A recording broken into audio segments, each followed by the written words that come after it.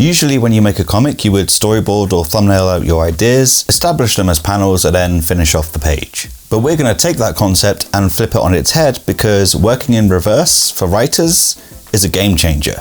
And to prove that to you comic writers, I'm going to show you how you can craft your comic script in 3 easy steps by working backwards. Oh, and I'm also going to reveal another huge reason why this is so important after I've gone through these steps.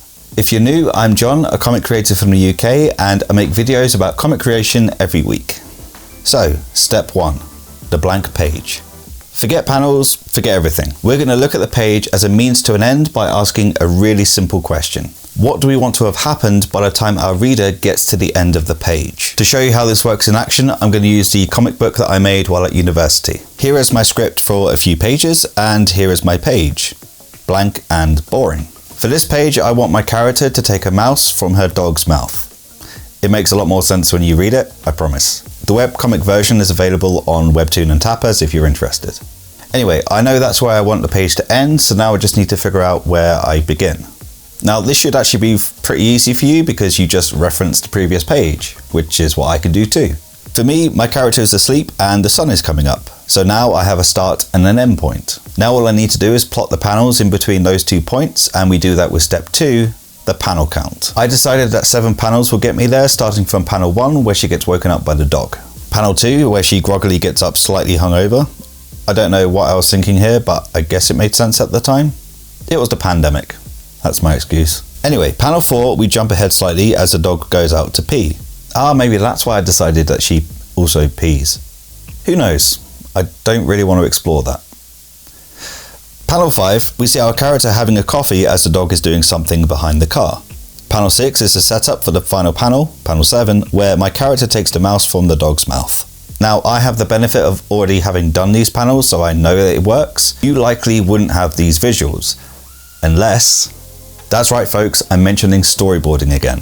I will get writers to start drawing if it's the last thing I do. Stick figures will 100% be absolutely fine. If there's something other than a stick figure in the scene or the panel, like a car, just draw a car-like shape. Here, I even did this to show you what it could look like. This is totally fine. As long as you know what the drawing is, that's all that really matters. Then once you've done this and you feel it works pretty well, you've just done a comic page.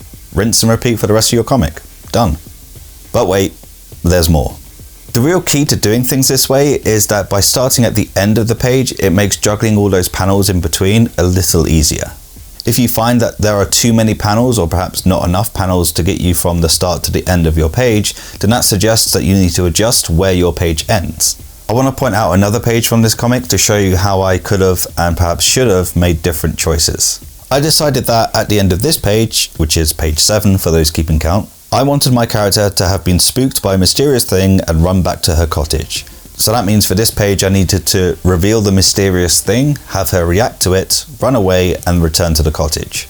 If I were to do that page again, I might have made different choices based on how I wanted the page to end. Maybe I could have increased the size of the mysterious thing reveal because it's significant and had her reaction at the end of the page. Then for the next page I could have had that end when she returns to the cottage, which also would have given me more room to allow her to run and panic and build up that tension. Remember this video? I could have used that technique to help me out there. Likewise, I could have used a technique that I'm talking about in this video to help the entire comic. But hey, finished not perfect, right? If I had used the technique that I'm talking about in this video here, it not only would have made building the comic a lot easier, but I probably would have come away with a better comic as a result. I think most of us, especially new writers, take one page at a time and we kind of go chronologically. But for the most part, the end of the page is the most important part, because that is the page turner. It's the incentive to carry on reading. This is especially true if you're making a webcomic that releases periodically.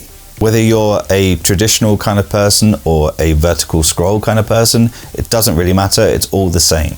Leave your audience wanting more by making the last panel the most intriguing one.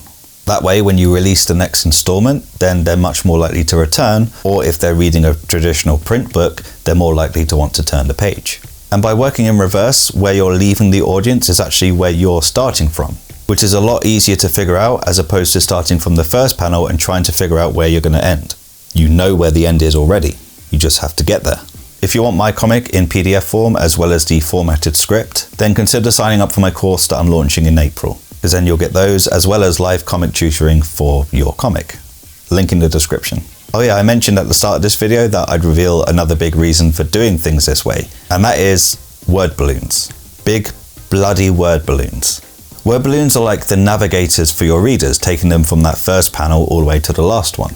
And if you forget your guides, then it doesn't really matter where you leave them because they probably won't get there in the first place because they'll stop reading, which is really, really sad.